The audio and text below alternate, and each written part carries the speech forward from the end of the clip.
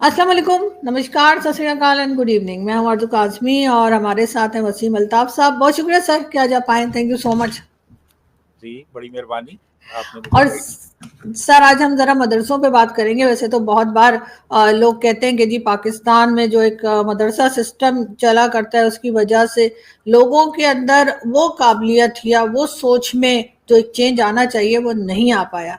लेकिन आपके ख्याल से ये मदरसा का जो रिवाज शुरू हुआ पाकिस्तान में, वो कब और कैसे शुरू हुआ, और इससे जो बाकी तालीम होती है जो स्कूल कॉलेज और यूनिवर्सिटी वगैरह से मिलती है, उसमें और इसमें आपने क्या फर्क देखा और इससे क्या फायदा या क्या नुकसान आपको लगता है पाकिस्तान को हुआ है?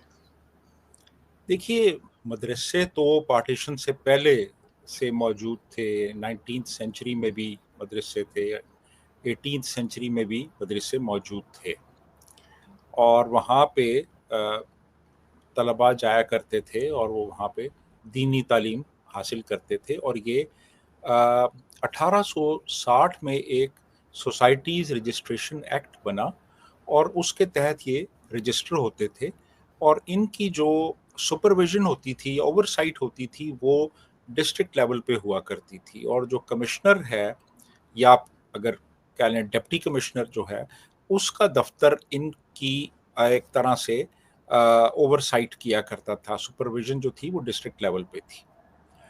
जब पाकिस्तान वजूद में आया है तो इनकी तादाद 200 से कम थी पूरे मुल्क में।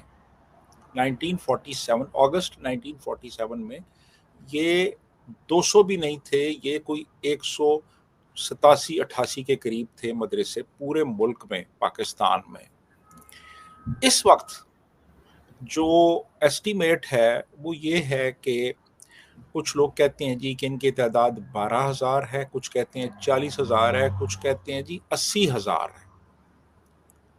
और जितने मदरसे रजिस्टर्ड हैं उससे कहीं ज़्यादा ऐसे हैं जो अनरजिस्टर्ड हैं। मिसाल के तौर पे 2013 में डॉन अखबार को गवर्नमेंट ऑफ बलूचिस्तान के एक अफसर ने बताया कि यहाँ पे 2,500 मदरसे 2013 में 2,500 मदरसे बलूचिस्तान में रजिस्टर्ड थे उस अफसर के बकौल, और 10,000 ऐसे थे जो अनरजिस्टर्ड थे। यानी अनरजिस्टर्ड जो हैं उनकी तादाद बहुत ज़्यादा है। तो ये अब पूरे मुल्क में फैल चुके हैं और हर सूबे में मौजूद हैं। इवन अगर आप इस्लामाबाद में काउंट करेंगी तो यहाँ पे भी आपको अगर तमाम मदरसे जो हैं उनको काउंट करें तो दर्जनों में हैं। फेडरल कैपिटल में दर्जनों में है, यानी हर मस्जिद के साथ एक मदरसा जो है वो बना हुआ है। और ये इनकी मशरूमिंग हुई, और ख़ास तौर पे जो इनका फैलाव हुआ वो जनरल ज़ियाउल हक के ज़माने में हुआ। कि जनरल ज़ियाउल हक के ज़माने में जो ख़ास तौर पे जो देवबंदी मसलक है, सुन्नी स्कूल ऑफ थॉट का जो देवबंदी मसलक है, उसने बेशुमार यहाँ पे मदरसे कायम किए, और उनके लिए फंडिंग जो थी वो सऊदी अरेबिया से आती रही, और गवर्नमेंट ने भी पैट्रोनाइज किया उनको। ज़ियाउल हक ने देवबंदी स्कूल ऑफ थॉट को पैट्रोनाइज किया, तो बेशुमार मदरसे पूरे पाकिस्तान के तूल व अर्ज़ में बन गए, और अब ये हर शहर में मौजूद हैं, देहात तक जा पहुँचे हैं, और इनमें ज़्यादातर देवबंदी स्कूल के हैं। उसके बाद फिर कुछ बरेलवी मकतबा फ़िक्र से मुतल्लिक़ हैं, शियाज़ के अपने मदरसे हैं, और इसी तरह फिर और भी जो मुख्तलिफ यहाँ पे डिनोमिनेशंस हैं, मुख्तलिफ सेक्ट्स हैं, क्रीड्स हैं, उनके अपने। जी आरज़ू। लेकिन सर कई बार ये भी देखने और सुनने में आया, बल्कि कई बार भारत से भी हमारे दोस्त और कई दूसरे मीडिया के लोग और इवन भारत की गवर्नमेंट और लोग भी कहते हैं कि इनकी वजह से इंतहा पसंदी जो है वो पाकिस्तान में बढ़ती चली गई, और इन मदरसों की वजह से ही दूसरे रिलीजन को हमने एक्सेप्ट करने से इनकार किया और उन लोगों को हम काफ़ी दूर दूर अपने से रखते हैं। कहाँ तक आप समझते हैं कि ये बात सही है? ये बिल्कुल सही है। اس کی وجہ یہ ہے کہ زیادہ تر جو طلبہ ہیں ان مدرسوں میں جو زیر تعلیم ہیں وہ لوور مڈل کلاس سے تعلق رکھتے ہیں، غریب لوگوں کے بچے ہیں وہ۔ ان میں سے بہت سے ایسے ہیں جو کہ اسکول ایجوکیشن، جو ایک ہماری فارمل اسکول ایجوکیشن ہے، وہ افورڈ نہیں کر سکتے، تو وہ مدرسوں میں بھیج دیتے ہیں۔ مدرسوں میں ان بچوں کو تعلیم بھی ملتی ہے اور وہاں پہ ان کو رہائش بھی مل جاتی ہے، ان کو خوراک بھی ملتی ہے وہاں پہ۔ تو وہ اگر مثال کے طور پہ اگر ایک بچہ منڈی بہاؤالدین میں غریب فیملی کا ہے تو وہ اس کو کسی مدرسے میں داخل کروا دیں گے، اور ان کے خیال میں اب وہ بچہ جو ہے وہ ان کی اب ذمہ داری نہیں رہا، وہ مدرسے کی ذمہ داری بن گیا ہے اور وہاں پہ اسے سب کچھ ملے گا۔ تو بے شمار بچے تو غریب بلکہ تقریباً سبھی بچے غریب فیملیز کے ہیں جو کہ مدرسوں میں پڑھتے ہیں جا کے۔ اب وہاں پہ کیا ہے کہ جنرلی جو وہاں کا ماحول ہوتا ہے نا، وہ اس میں ان کو بیرونی دنیا سے بالکل کاٹ دیا جاتا ہے، بیرونی دنیا سے ان کا کوئی رابطہ نہیں ہوتا۔ مدرسوں میں، اکثر مدرسوں میں، بلکہ میرا خیال ہے شاید زیادہ تر مدرسے ایسے ہی ہیں جہاں پہ کہ ان کی میڈیا کی ایکسیس نہیں ہے، یعنی ٹی وی نہیں ہے وہاں پہ، اخبار نہیں آتا وہاں پہ۔ وہاں کی جو لائبریریز ہیں ان میں صرف دینی کتب ہوتی ہیں، باہر کی دنیا کا جو سیکولر علوم ہیں ان کے بارے میں بالکل کورے ہوتے ہیں، ان کو کچھ پتہ نہیں ہوتا۔ پھر اب ان اکثر جو دینی مدارس ہیں نا، ان میں اسلام کے نام پہ ایک خاص مسلک کی تعلیم اور ترویج کی جاتی ہے، اور اس میں بڑا ایک ایکسٹریمسٹ ویو لیا جاتا ہے، اور ایسے افراد جن کا تعلق اس خاص مسلک سے نہیں ہے ان کا تمسخر اڑایا جاتا ہے اور ان کی خامیاں گنوائی جاتی ہیں، اور بچوں کے ذہنوں میں یہ چیز راسخ کر دی جاتی ہے کہ آپ ہی راہ راست پہ ہیں، آپ ہی صراط مستقیم پہ ہیں اور باقی سارے بھٹکے ہوئے ہیں۔ تو ایک طرح کا ان کے اندر دوسروں کے لیے ایک ایورشن، ایک نفرت پیدا کر دی جاتی ہے۔ پھر بہت سے مدرسوں میں ایسے مضامین بھی پڑھائے جاتے ہیں کہ جو دوسرے مذاہب اور دوسرے مسالک کے لوگوں کے لیے نفرت کا باعث بنتے ہیں، رد شیعیت، رد وہابیت، رد مرزائیت، یہ سبجیکٹس بھی پڑھائے جاتے ہیں بہت سی جگہوں پہ۔ ٹیچرز کا جو ایٹیٹیوڈ ہے وہ بہت ڈومینیرنگ، اتھارٹیٹیو ہوتا ہے وہاں پہ۔ تو اب ظاہر ہے کہ جب آپ کو باہر کے میڈیا کا کوئی ایکسپوجر نہیں ہے، آپ کو ایکسٹریمسٹ ویوز پڑھائے جاتے ہیں، آپ کو دوسروں کے لیے آپ کے دل میں نفرت پیدا کی جاتی ہے، تو ظاہر ہے کہ پھر آپ ایک ایکسٹریمسٹ بنیں گے، اور ایکسٹریمزم ہی پھر آپ کو ٹیررزم کی طرف لے کے جاتا ہے۔ تو یہ جو آپ نے بات کی، اس میں کوئی شک نہیں ہے کہ جو مین نرسریاں ہیں ہمارے ہاں دہشت گرد بنانے کی، وہ یہی مدرسے ہیں۔ لیکن سر اس میں ایک بہت بڑا ریزن جو ہے وہ کیا یہ جو خوفناک طریقے سے بڑھتی ہوئی پاپولیشن ہے، کیا یہ بھی آپ ایک وجہ سمجھتے ہیں کہ مدرسوں کی تعداد بڑھتی جا رہی ہے کیونکہ جو پیرنٹس ہیں، زیادہ تر پاکستان کی پاپولیشن جو ہے وہ اس قابل نہیں ہے کہ وہ اتنے بچوں کو پال سکیں، تو وہ پیدا تو کر لیتے ہیں اور اس کے بعد اٹھا کے مدرسے والوں کو دے دیتے ہیں، پھر چاہے وہ ان کو سوسائڈ بومر بنائے، چاہے ان کو وہ مولوی بنائے، چاہے وہ ان کو کوئی کامیاب یا کوئی کرامت انسان بنائے، یہ سب کچھ ان پہ ہے، وہ مڑ کر دیکھتے بھی نہیں۔ بالکل ایسا ہے جی، ہمارے ہاں آبادی بہت تیزی سے بڑھ رہی ہے، ہمارا جو گروتھ ریٹ ہے وہ ہائیسٹ ہے اس وقت ساؤتھ ایشیا میں، اور کوئی اویئرنیس نہیں ہے لوگوں میں، اور لوگوں کی بہت سے اس حوالے سے مسکنسیپشنز ہیں۔ لوگ کہتے ہیں جی بچہ پیدا کر لیں گے تو رزق جو ہے وہ خدا دے گا، اور بچے پیدا کرتے جاتے ہیں اور ان کو پھر گلیوں میں پھینک دیتے ہیں، اور پھر وہی بچے جو ہیں ان میں سے اکثر مدرسوں میں چلے جاتے ہیں، اور مدرسوں میں جا کے پھر وہی پروسیس شروع ہو جاتا ہے انڈوکٹرینیشن کا۔ تو آبادی میں اضافہ جو ہے وہ بھی ایک بڑی وجہ ہے اس کی تو کہ سر کبھی جی جی بتائیں. سر ابھی گورنمنٹ نے ان کو کنٹرول کرنے کی، ان کو چیک کرنے کی کوشش کی کئی بار. پھر میں بھارت کا نام لوں گی اور بہت سے لوگوں کو برا لگ جائے گا کہ کئی بار انہوں نے کہا کہ بھائی ان کے مدرسوں میں جو ہے وہ غلط تعلیم جو ہے دوسرے ریلیجن کے بارے میں دی جاتی ہے، نفرت پھیلائی جاتی ہے.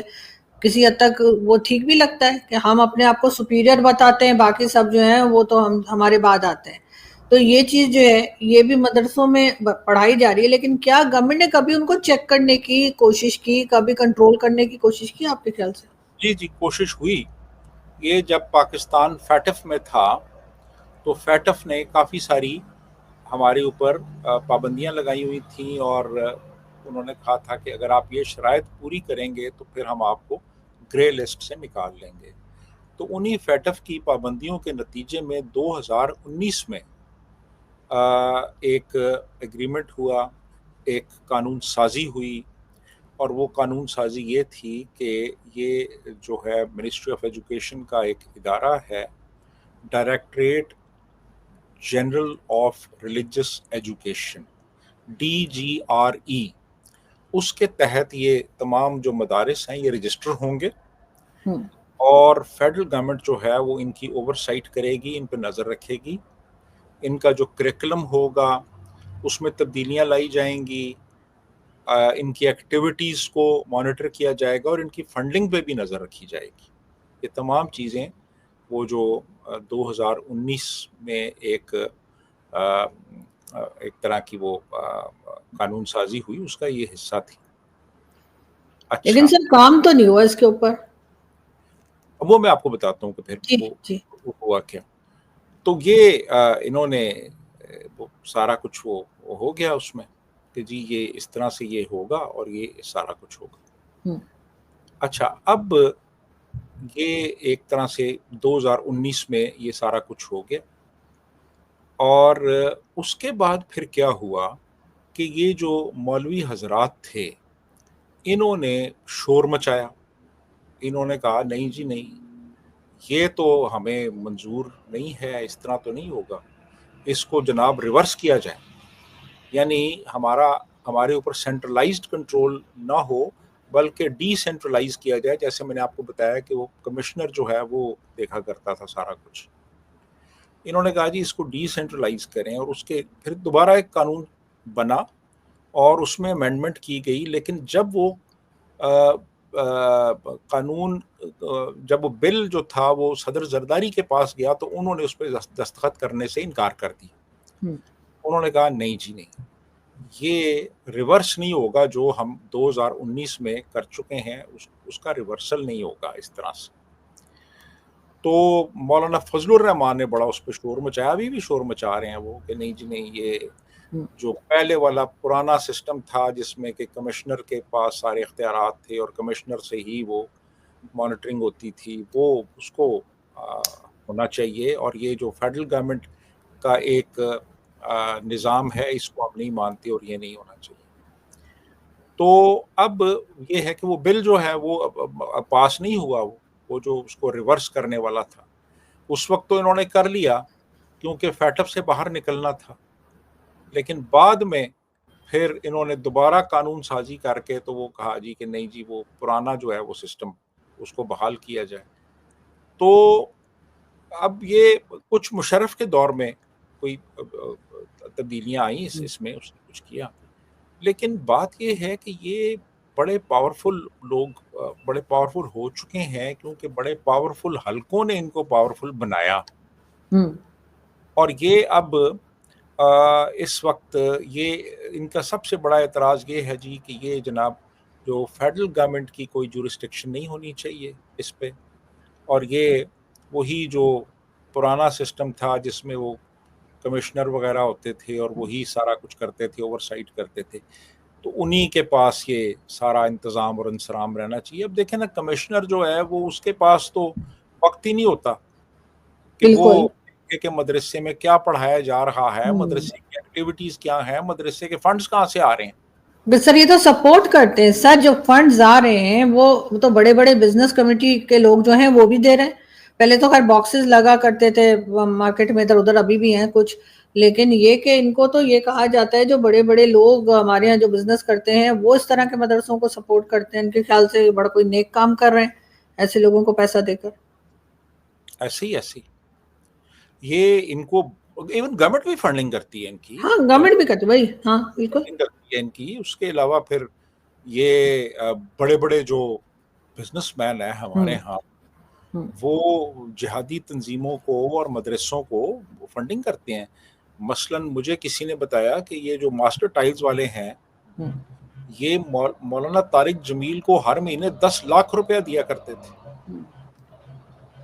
تو آپ اسی سے اندازہ لگا لیں کہ اگر ایک کمپنی ٹائلیں بنانے والی وہ 10 لاکھ روپیہ کسی ایک فرد کو دے رہی ہے، اسی طرح پھر وہ طاہر القادری ہے، اس کا جو وہ مناج القرآن ہے اس کی بڑی فنڈنگ ہے. ایون جو ہمارے حکمران ہیں وہ فنڈنگ کرتے رہے ہیں طاہر القادری کے اداروں کی. تو پیسہ تو بے پناہ آتا ہے ان کے پاس. اور بلکہ جتنا پیسہ ان کو سر ملتا ہے وہ جو دیے جاتے ہیں نا نذرانے وغیرہ، اور اتنا پیسہ اگر ان کا پیسہ لے لیا جائے، صرف مدرسے والوں کو میں کئی بار کہہ چکی ہوں، اس سے تو اتنا پیسہ آ جائے گا کہ الٹا ہم ورلڈ بینک کو شاید پیسہ دینے کے قابل ہو جائیں گے، اتنا ان کے پاس فنڈ آتا ہے. صرف فوٹوز آتی ہیں، یہ ڈھیر لگا ہوا ہے نوٹوں کے. یہ جو فیصل آباد کے بزنس مین ہیں عورتی ہیں، یعنی اربوں روپے کا کاروبار کرتے ہیں، اتنے امیر ہیں کہ پورا جہاز چارٹر کروا کے حج کے اوپر یہ جاتے ہیں. یہ اربوں روپیہ جو اس طرح کی ریلیجس آرگنائزیشنز ہیں یا سیمینریز ہیں ان کو یہ ڈونیٹ کرتے ہیں. یہ بہت بڑا کاروبار ہے ان لوگوں کا، اور اس پہ کوئی ایسا سچ ٹیکسیشن بھی نہیں ہے.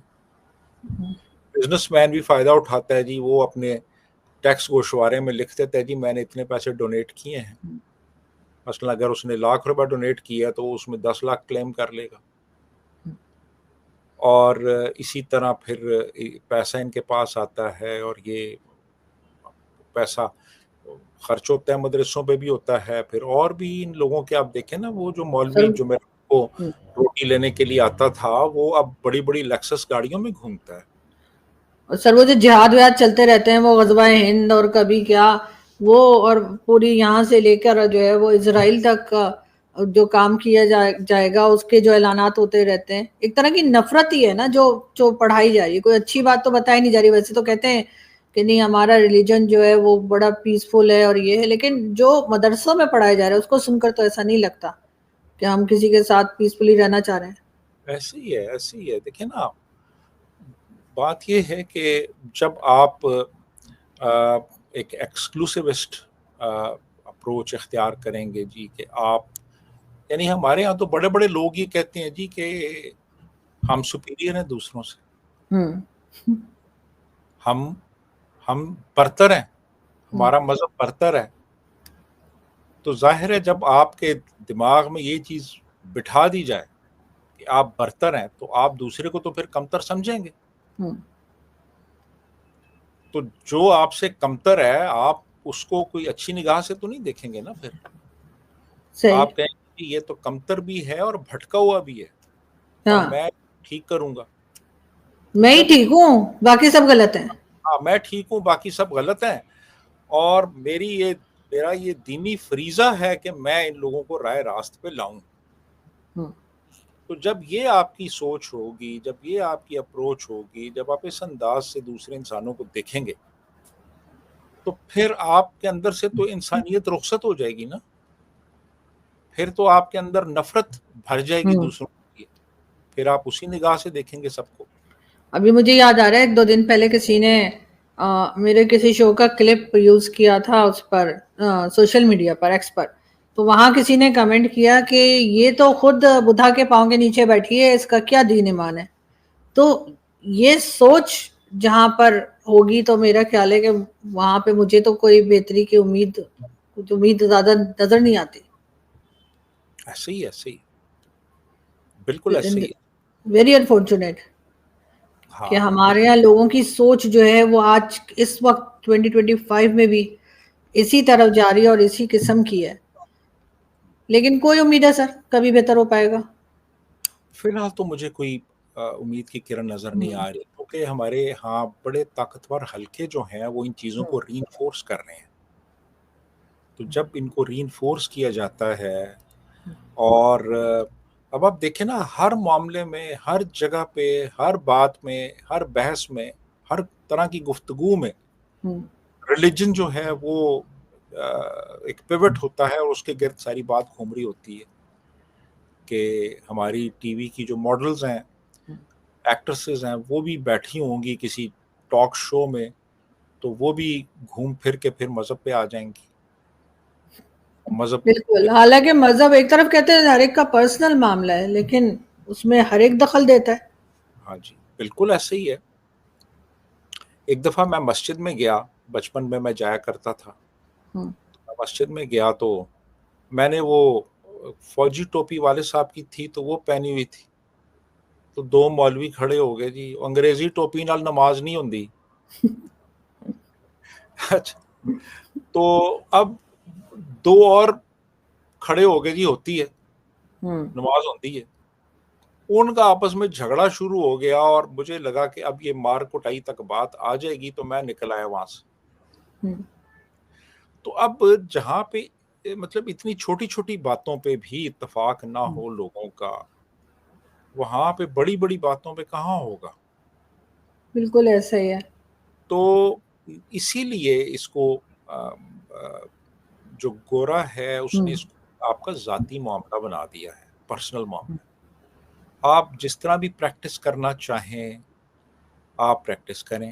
آپ ہاتھ باندھ کے نماز پڑھتے ہیں، آپ ہاتھ اوپر باندھتے ہیں، آپ ہاتھ نیچے باندھتے ہیں، آپ ہاتھ اوپر کے نماز پڑھتے ہیں، یار یہ آپ کا اور خدا کا بالکل خدا کا معاملہ ہے. بالکل ایسا ہی ہے.